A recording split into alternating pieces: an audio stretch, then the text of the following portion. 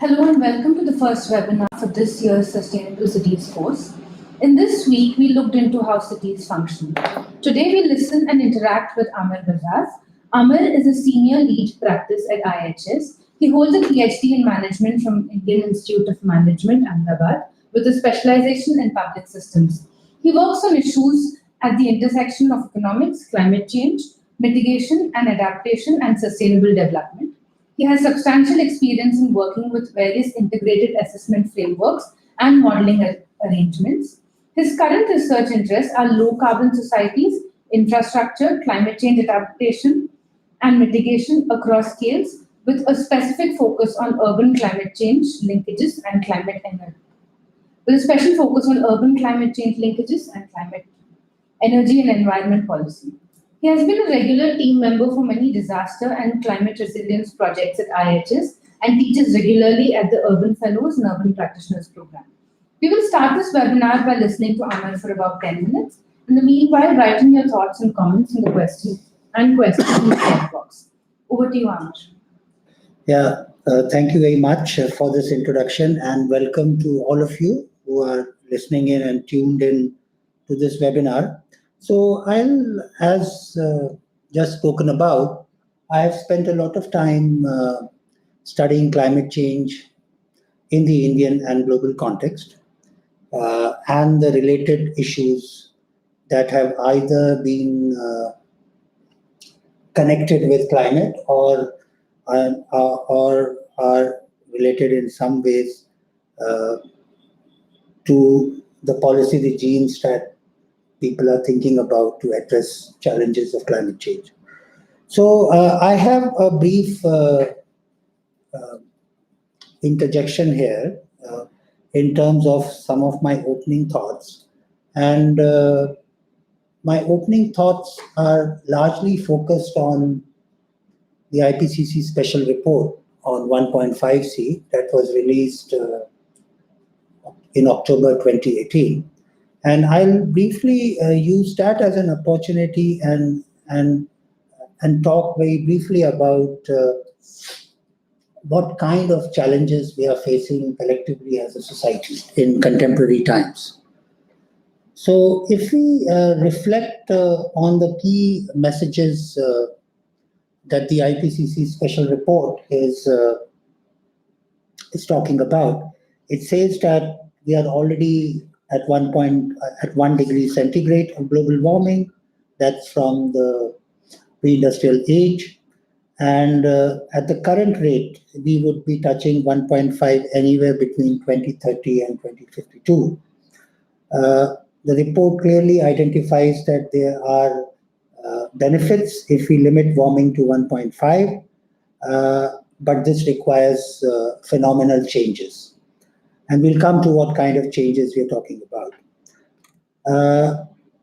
The current arrangement of nationally determined contributions that are a component of the Paris Agreement will lead us not to 1.5, but it will lead us to somewhere in the vicinity of 3.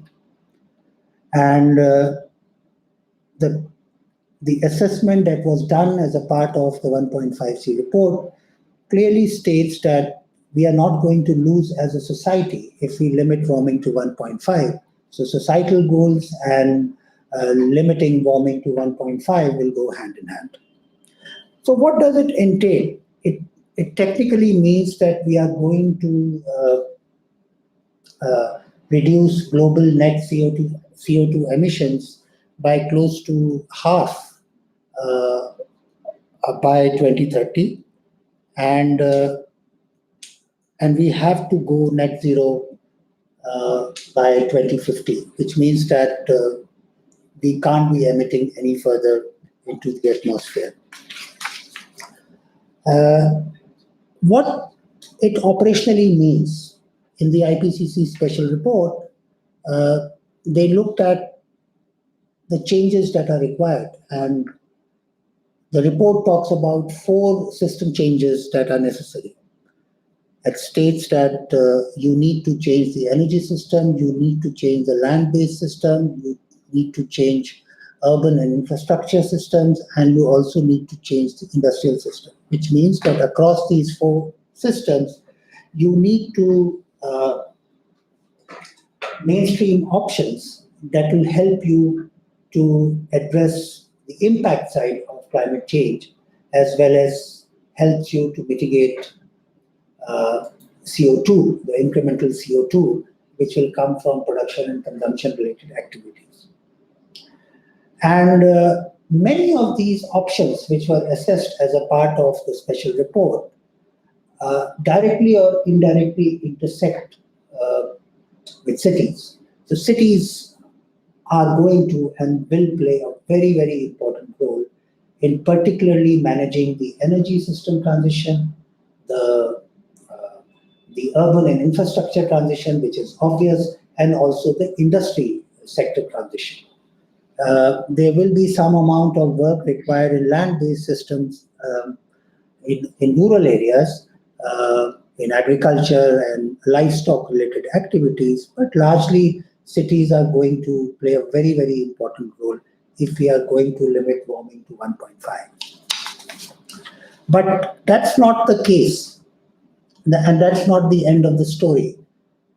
The report clearly assesses that there are conditions that need to be satisfied if we want to collectively achieve the goal as enshrined in the Paris Agreement, which was signed in 2015.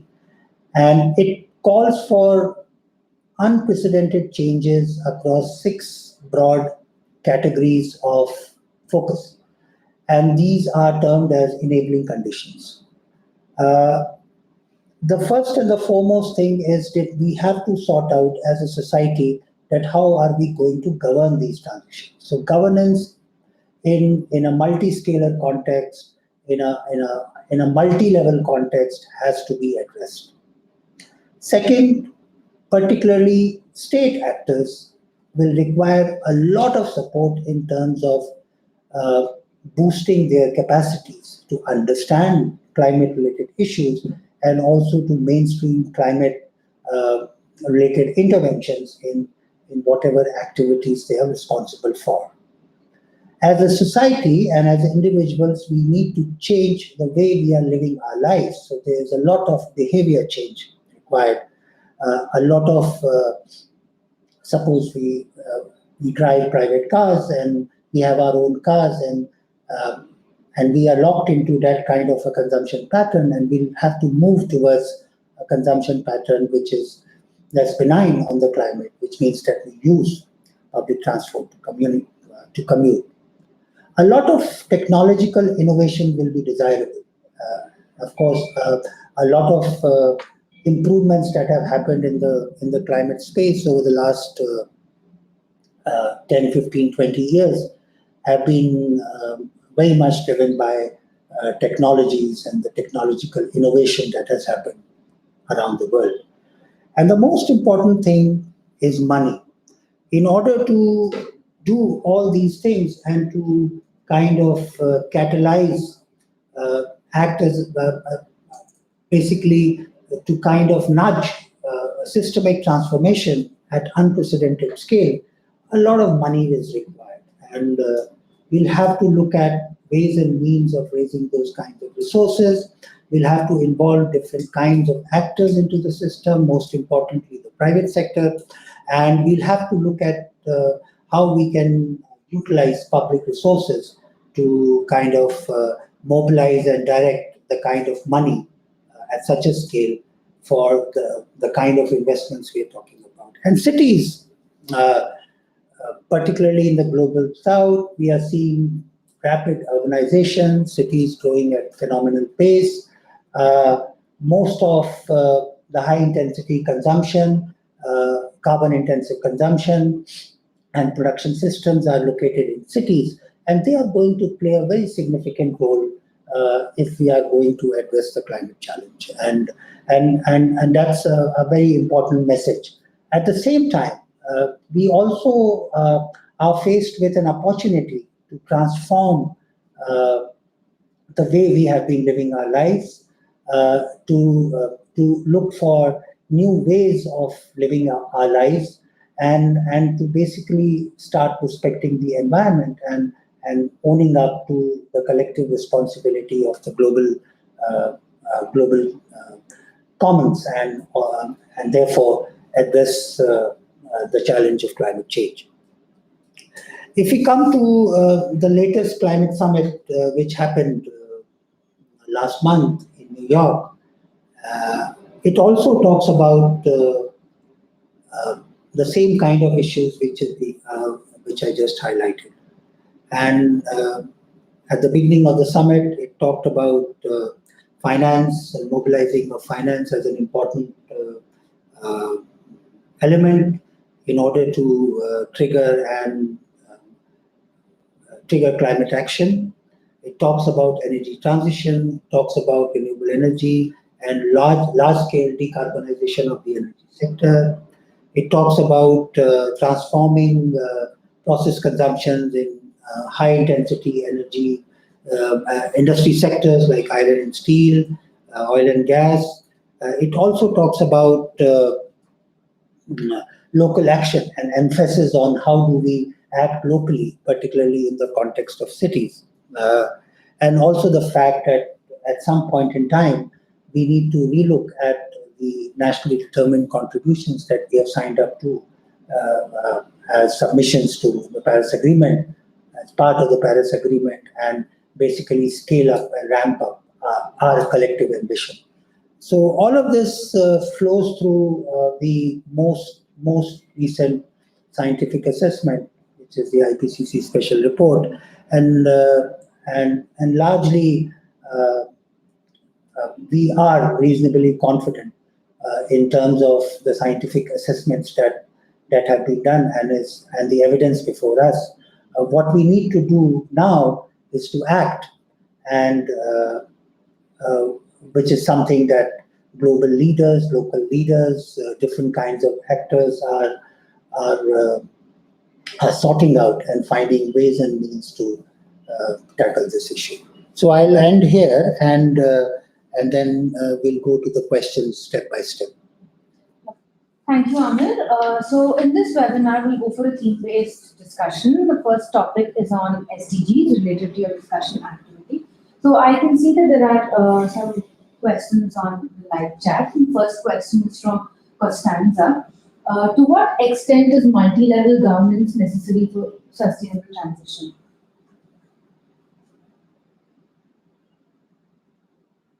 Yes, this is a very interesting question, and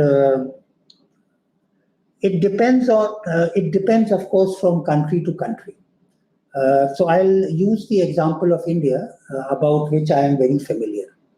So if we look at a very key system transition that I was just referring to, it's the energy system transition.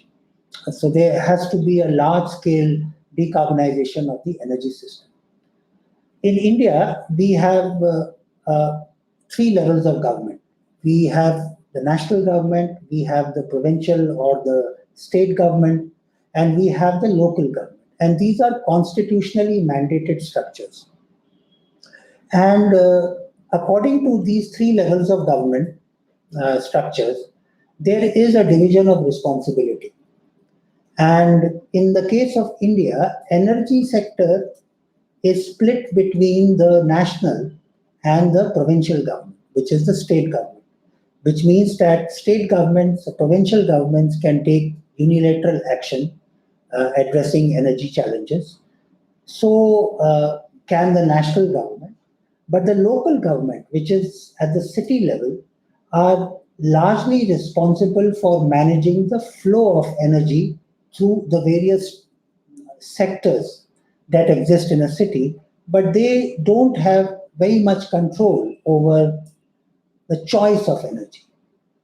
In recent times, there's been some movement in the direction of decentralized energy, which can be managed or addressed at the local level.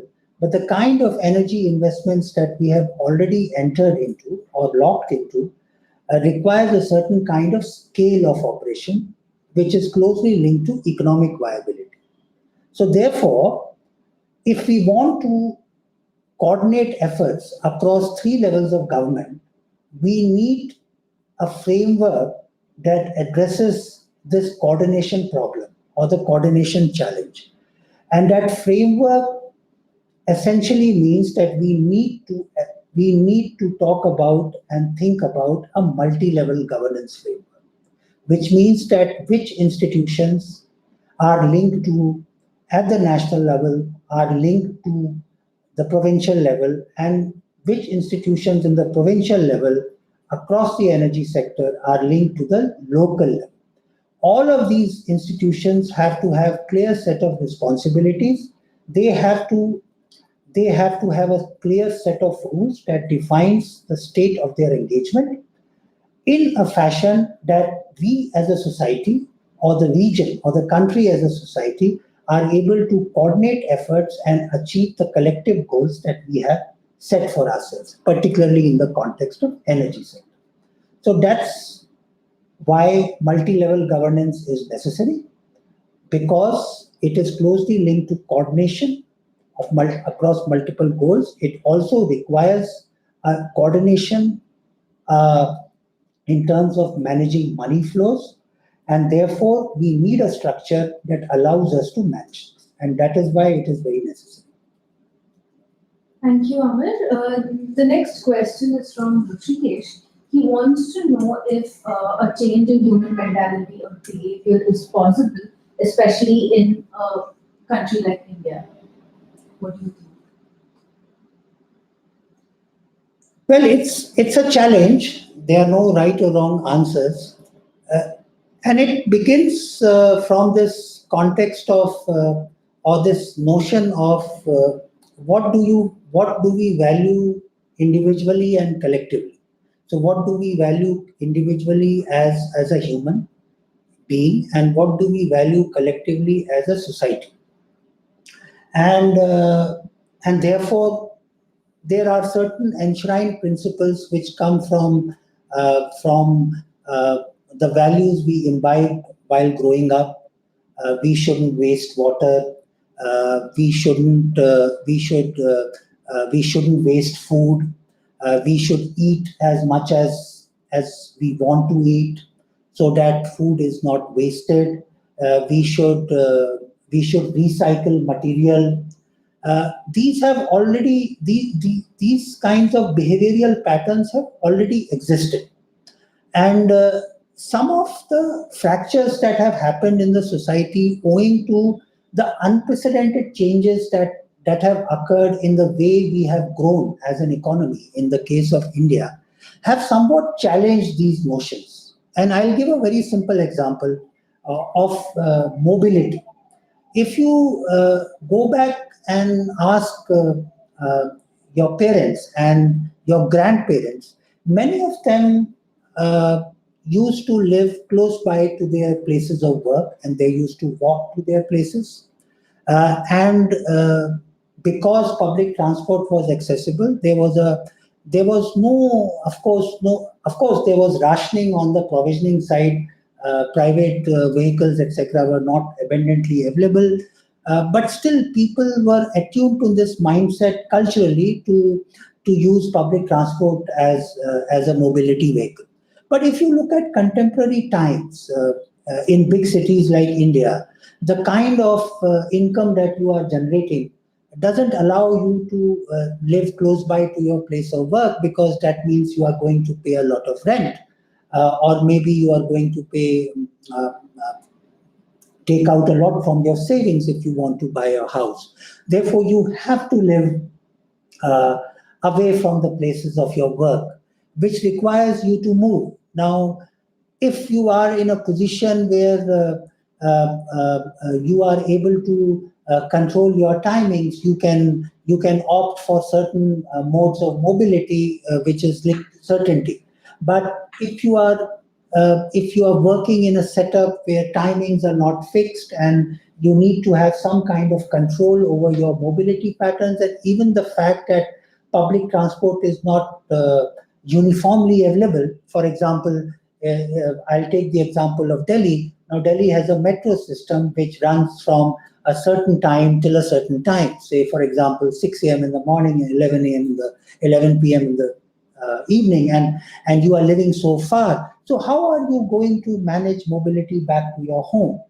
So these kinds of uncertainties start eroding the beliefs that we have held together when we are growing up as children and when we are young people, and the demands that these kinds of societal transformations and the way society is unfolding creates on an individual kind of clashes with the belief systems, and then things and as the economists point out, that we start becoming a self-interested individual, and then engage in the most practical and pragmatic behavior that is desirable at that moment. So yes, it is possible. It's difficult. We have grown up with certain values. In every society, we grow up with values like I mentioned earlier. We have somewhat derailed from it because there's a kind of society, collective society, which we are existing today, uh, uh, which is which has a certain kind of mindset. It is possible to break away from this mindset because it's necessary for us to collectively and peacefully exist and coexist in this world. Otherwise, things are going to be very, very bad. Next question. So we have another question from Costanza. She wants to know if NDCs embed this division of responsibilities, coordination, and governance. So, yes and no. So, NDCs are very high level commitments and high level programmatic frameworks that or programs or interventions that the government kind of submits. Uh, I can talk about the Indian case. Generally, it's the same everywhere. But this high level document, which is an external facing document, which is submitted to the Secretariat of the UN Framework Convention on Climate Change, then operationally translates itself into division of responsibilities, coordination, and governance within the country. So there are detailed plans about each and every intervention or each and every commitment that the NDCs talk about. So yes, it's not available in that document which you can publicly view, but if you dig deep uh, into the document and go deep into some of the programs and interventions it talks about, it clearly mentions accurate roles and responsibilities, and also how those roles and responsibilities are divided across different levels of governance. For example, in India, all these NDCs are largely rooted in the national plan that exists for climate change. And that national plan on climate change translates itself at the provincial level in terms of state action plans on climate change. And all of this, if we put together, are linked to the NDCs that have been committed. Thank you, Amir. So we have a question from Udit Khandelwal. He says, we won't lose as a society by limiting to 1.5. Does that apply equally to developed and developing nations? Will emission contribution from developing countries increase for the next few decades? So the assessments, when I was referring to some numbers earlier in my opening remarks, those numbers are collective global numbers. So of course there will be some effort distribution, and that effort distribution is clearly identified in the NDCs that countries submit. For example, in the case of India, it clearly mentions that we have these programs and we are going to do this, but a lot of this will require money from the global financial community and global financial frameworks. It will also require a lot of technology support, and if that is provided, we will be able to do.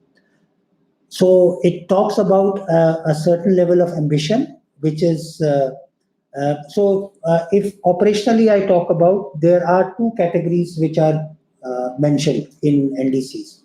One is what we know as voluntary contributions, and one is conditional contributions. Voluntary contributions are those contributions or commitments that the country makes without external technology and financial support. And conditional contributions are those contributions which the country says that they can do, but that will require some kind of support, either in the form of technology or in the form of finance. Most cases, it is both. So yes, developing countries will be emitting more over a period of time because they need to provide energy to a lot of people who are still devoid of energy access. But over a period of time, the thinking around this notion has also changed. In India, for example, there is now a compelling economic, environmental, and societal reason for moving away from fossil-based energy system to a non-fossil-based energy system. For example, the most compelling example is the issue of air pollution and from private vehicles by burning fossil fuel oil. So there is a lot of pollution, and which is imposing a cost on society. So proactively, government feels that it doesn't make any sense because we are losing productive manpower because of morbidity impacts, and it's also imposing a cost on society, and it's also imposing a cost on government because then you will have to beef up your healthcare system. So there is a compelling reason for doing these things, of aligning ourselves with climate action, because there are gains on multiple fronts. It's protecting vulnerable communities. It's helping people access energy in decentralized mode. But there is a limit to which developing countries can act, which they have mentioned in their NDCs, and they like to have more international support to do more, so that collectively we kind of achieve 1.5. Thank you, Amir. The next question is on awareness and education. Sinkil, I hope I'm pronouncing your name right, would like to know if awareness and education is really enough to change people's mindsets when it comes to the way they live, that is, their behaviors around consumption, waste, etc. So the quick answer is that when I talked about system transitions and I talked about the enabling conditions, education and awareness is one part of the story. So yes, it's important, but it's not enough, because the kind of changes that are desirable are desirable on multiple fronts, and there are 6 factors that are responsible. But yes, it plays a very important role. It is useful, and let me give an example here. During the early 2000s, and primarily as a run-up to the Copenhagen summit in 2009, which was some kind of a game changer, and then as a run-up to the Paris Agreement in 2015, a lot of countries were basically talking about 2 ways in which one could possibly address the challenge that climate change imposes collectively on the society. So there's a supply side story, which means that you defossilize your energy supply, which is a costly affair. But a lot of scholars have written about the other side, which is the sustainability side of the transition. And sustainability side of the transition is essentially talking about improving the manner in which one consumes energy, improving the manner in which one lives life, improving the manner in which one is using material for building.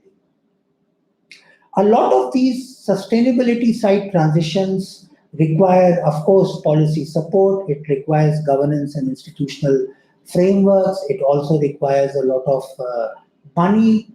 But there is a lot of nudge effect here if people's behavior also changes, and that happens only when people are made aware of what this issue is and how it contributes, and there is a clear message that goes that look, we are moving in a world where all resources will not be abundantly available, and therefore we need to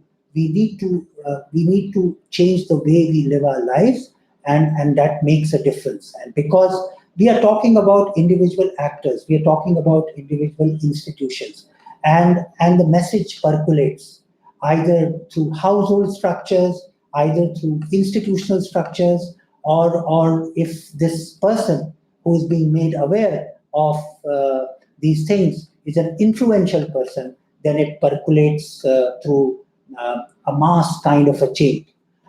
And here I will try and give a very pertinent example. The documentary that Al Gore made, An Inconvenient Truth, actually influenced a lot of people because it was accessible, it was well made, it had very simple messages, and it told complex scientific messages in an accessible language. Today we are living in an age where everyone is connected. By constant nudging and by constant messaging and making people aware about the consequences that we are heading into, we can affect some change. But let me forewarn that this will not be enough, because a lot of supply side changes will have to complement or these kinds of changes on the awareness side and behavior side, which you talk about. Thank you for the detailed answer, Amir. The next question is from Han from Austria. She asks, how much impact do you expect from the participative budgets in the cities? Does it work well in India? Well, participatory budgeting is a good exercise because in two ways. It kind of localizes priorities, what is required at the local level. And second, it is a good way of mobilizing participation in public affairs. So you involve a lot of people in deciding about local resources and apportioning it. In India, it's not been very popular at a larger scale, but we have other mechanisms in India which are representative examples of participatory budgeting.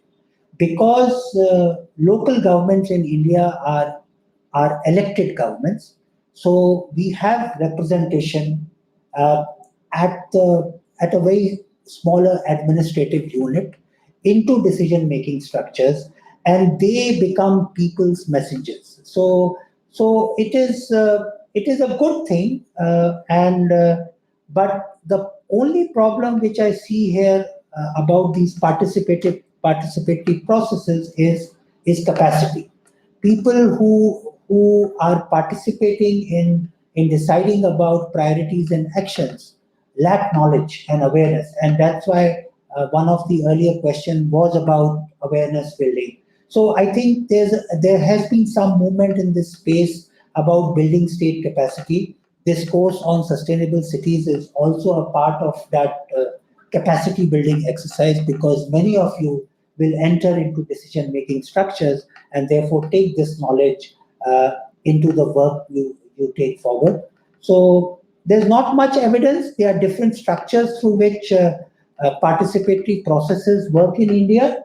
Budgeting per se has been tried in a few cities, but usually it is not tried at the scale of apportioning the entire budget of the city, but a small portion of the budgetary resources are set aside, and then people are asked about their priorities. Next question is from Bhagya. Bhagya would like to know, what are the most appropriate methods for developing more inclusive urban areas in developing countries? Well, this is a very complex and not an easy question to answer about developing inclusive societies. And it's not very straightforward also. And I'll answer this question in a very philosophical way. And I'll here invoke philosophies of Professor Amartya Sen, who essentially talked about human development as an entry point to address critical development challenges. But his philosophical entry point was that, look, we need to create a society where aspirations are respected, where people are allowed to dream, and people are provided with opportunities which cannot be differentiated to pursue what they aspire for and to pursue what they have dreamt for. I think that is the collective way in which we have to think about inclusive societies. Operationally, it can mean many things. For example, I'll give a couple of examples to illustrate this. Transport sector, for example, in Bangalore. Now, we have public transport available. Simple question of is the fare reasonable to ensure that everyone is able to use public transport? That's a very simple question in order to serve his or her mobility needs. Second, very simple operational thing. Are there bus stops in Bangalore which are disabled friendly? Are there buses which are disabled friendly? So operationally, we have to think about the lowest common denominator. And the most easy way to think about developing an inclusive urban society is to think about the most vulnerable and the most marginalized and design policies and cities for that person. So this is a very broad answer. This is a very long and a very difficult and a very complex question to answer, but this is my very quick answer to this question. Thanks, Amir. Then Costanza has another question. She would like to know your framing and definition of development today. So this is also a very, very difficult question. And it can vary from person to person. And I'll answer it in operational terms. For me, personally, development will mean a few things. Development for me would mean something like everyone is getting basic services in an urban setting, very simply put. For example, everyone is getting water, everyone is getting sanitation facilities, everyone gets a house, everyone is able to access transport, satisfy their mobility needs, and everyone means the lowest common denominator has to be the central point. And this is my definition of development in general, very, very crude.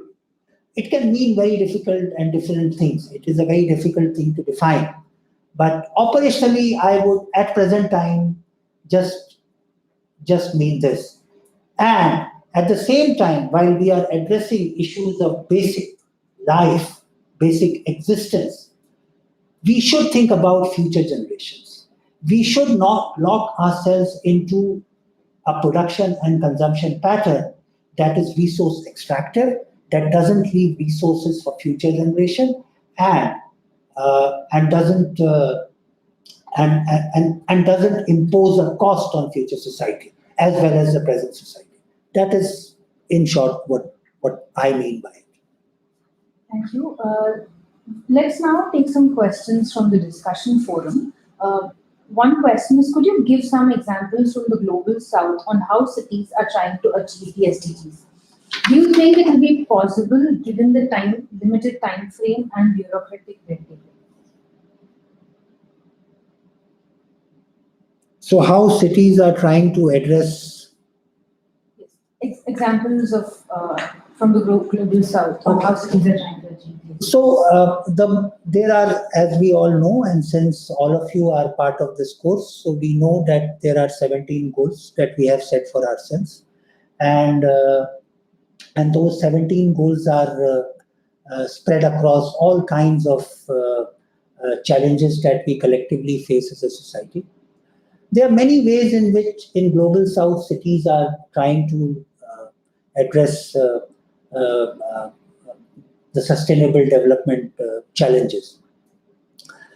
I think the most important ways in which the global south is trying to reconcile with itself is how do we address some of the most pressing development challenges, which are largely related to eradicating poverty, creating employment, jobs, sustainable jobs, and providing good healthcare and healthcare facilities to all, taking care of food needs of people, and and and and providing related basic services like housing, and also ensuring that people are able to get reasonable energy and water, some of the essential ways in which some of the essential inputs for sustaining life. So in Global South, we are not presently aiming to transform things very significantly. I think one of the first things that's happening in the Global South is urbanization is happening very rapidly, and therefore a lot of Global South countries are basically beginning to or are in the phase of understanding the nature of this urbanization. Now, this urbanization that is unfolding in the Global South is creating lots of vulnerable people living in cities who are devoid with basic services, who don't get access to basic services, don't have proper housing, and are struggling with reasonable employment opportunities, particularly quality jobs and formal jobs. I think Global South is trying to address some of the large scale challenges by entering from basic provisioning that kind of allows for a decent quality of life, and trying to create a framework that helps uh, that helps us in Global South countries to to kind of enter from these basic service provisioning framework and talk about large scale changes that are required at the country level. I think this is, in my opinion, what the countries are doing. And one of the most important things that at presently countries are struggling in Global South is about what's the level of problem, what's the scale of inaccessibility. There's very limited data. There's hardly any data, and a lot of effort in present times has been spent and is being spent on wrapping our heads around to understand the scale of problem. And I think much progress has been made, and and there have been some efforts which have been directed toward addressing basic services provisioning, addressing food and hunger, addressing problems of poverty, addressing problems of housing, water and energy. Uh, uh, and then a lot of it will overlap, and maybe by 2023 or 2022, we'll be in a position to kind of take a call. Are we on track? Do we need to change something very drastically? And that's my take at this moment. Thank you, Amir. There's another question from the discussion forum on the Global South. Given your work in energy, what is the status of SDG 7 in India and the Global South? Well, I don't know very much about Global South, but generally it's reflective of what is happening in India. So SDG 7 essentially talks about four things. It talks about renewable energy penetration. It talks about energy efficiency improvements. It talks about bringing clean energy to people, and also talks about ensuring that the energy that is provided is affordable and it is accessible and it's sustainable. So it talks about these things. As far as India is concerned, we have made a lot of progress on the energy efficiency side. There are very nice and very good efforts on the energy efficiency side, particularly entering from the technological intervention perspective. For example, we have successfully been able to move away from incandescent lamps to large-scale deployment of CFLs and LEDs in the country, which is very significant. In the industry sector, we have many schemes and programs that have ensured that industries achieve a very high level of efficiencies within the system. We have a very successful standard and labeling program, covers 22 appliances in the country. That's been very successful.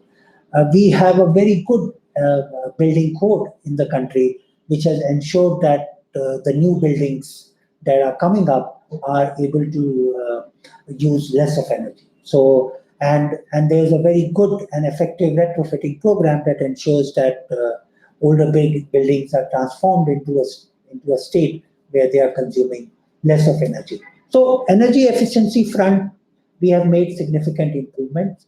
We have challenges on renewable energy deployment, which is gathering momentum. So if people from India are following what our Prime Minister is doing, he very recently announced in the UN Climate Summit that India is committed to achieving 175 gigawatt of renewable energy deployment, capacity development in the country, but this is going to be scaled up to 475 gigawatt. And the NDC also states that 40% of the cumulative addition in energy capacity is going to be from the renewable sector. So right now we can say that the capacity addition has gained momentum in the last 5 to 6 years, 7 years, and it is going to gain momentum. There are very good policy frameworks in the country, and the government is also very, very committed. The only challenge which I see in present times is about energy access. A lot of individuals or people in India still are struggling with energy access concerns. So we are not able to provide a lot of people good quality energy to a lot of people in urban areas. Part of the problem is because the pace at which urbanization is unfolding, and this is true for the entire global south, is actually challenging public policy structures. So there's been some learning curve over the last 4 or 5 years, and I think this will gain momentum in the coming 3 to 5 years, and we will be better placed. I think that's the most critical challenge at present time. We have another question, another interesting question around energy from the discussion forum. I've posted it in the live chat box for the benefit of our live students. So who's going to win the race between solar and nuclear energy? How will this pan out? Should we be focusing on one rather than the other, or solar in certain regions and nuclear in others? Yes, this is a very interesting question, and this also tells a lot about how globalization is basically impacting the choices we make collectively and or individually as a society. So before Fukushima happened, the global energy community was very bullish about nuclear. Nuclear, as you all know, is a very clean form of energy. It's zero carbon. So everyone was very bullish about nuclear, and we felt that nuclear is going to play a very, very big role on the supply side of the energy transition story. But when Fukushima happened, then the world came to know about Fukushima. So everyone was careful. Everyone became very, very concerned about the safety implications or or the hazard implications of an accident occurring. So I think that changed the story. Around the same time, again because of globalization, China made interesting inroads into the solar energy market. So they deployed a lot of public resources in the development of the solar energy sector. And a lot of problems related to solar energy is very simplistically related to this issue of sunlight available, decent kind of amount of sunlight available within a certain amount of time, and then the sunlight is not available. So there was a storage problem, and that storage problem is still a big concern. So China simultaneously deployed a lot of public resources in developing the solar energy sector, and also the energy storage sector, the battery sector. Because of that deployment, a lot of research and development happened. A lot of other countries also caught up, and a lot of research and development happened in these. So, and because people were very wary about nuclear energy, prices of solar energy and the technological advancements that we made in the battery storage technology made solar very competitive. It made it very accessible.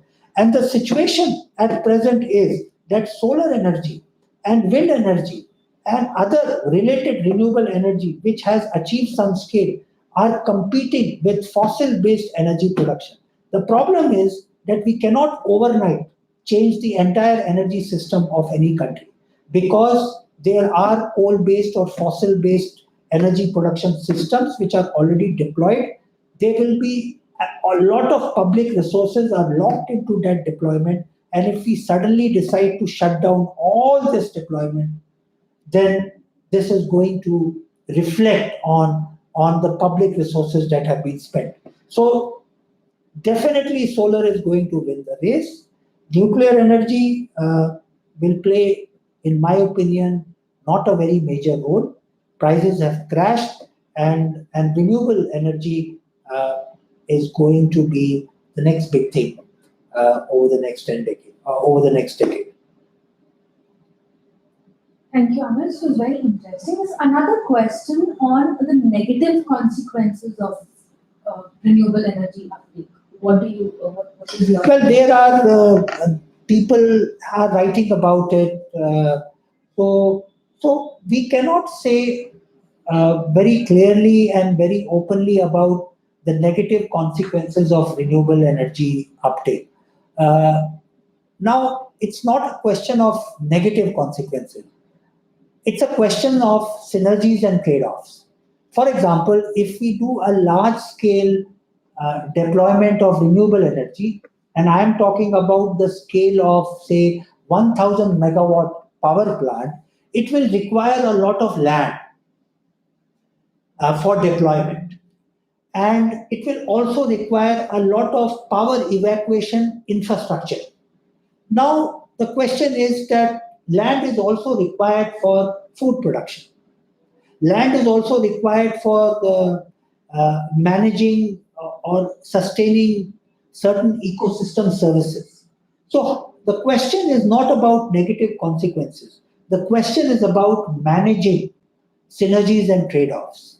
And I think in the long run, we will be able to ensure that renewable energy deployment is largely synergistic with development priorities of nations. And we are learning as a society, and we will, and my hope is, and I'm very bullish about it, that we'll largely reconcile these two objectives.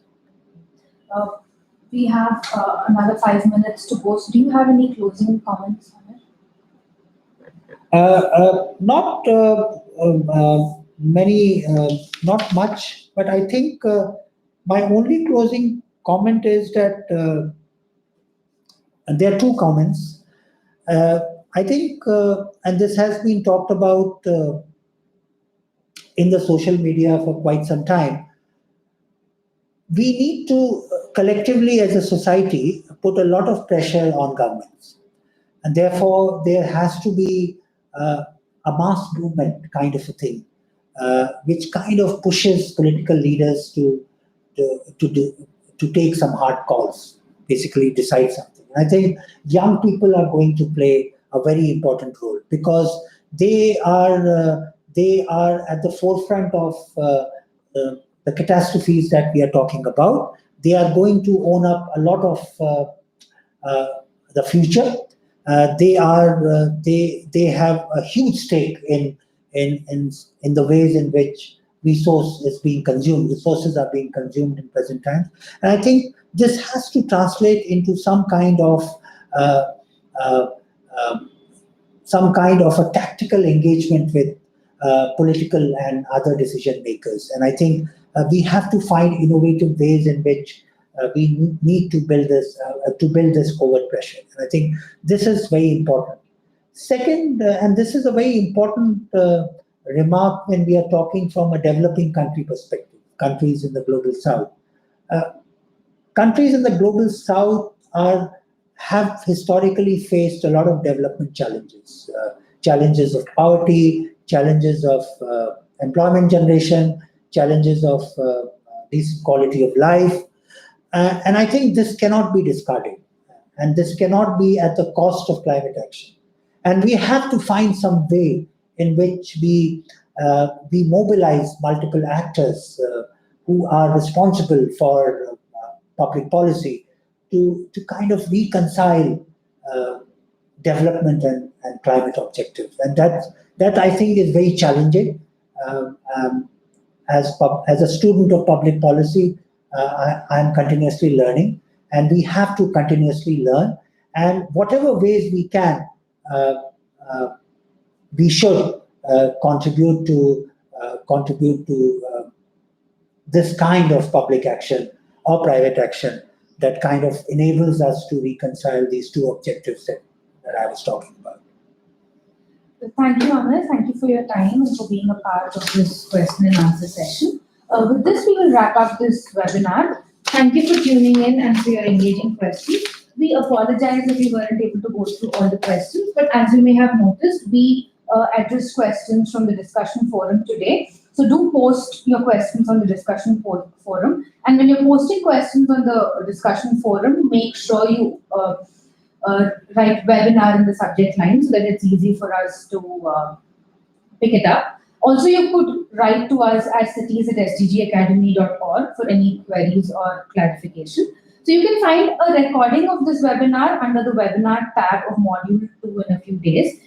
Thank you again for your active participation, and we will see you again for our second webinar. We will stay in touch with you and communicate with you on our future webinars. Thank you. Thank you very much.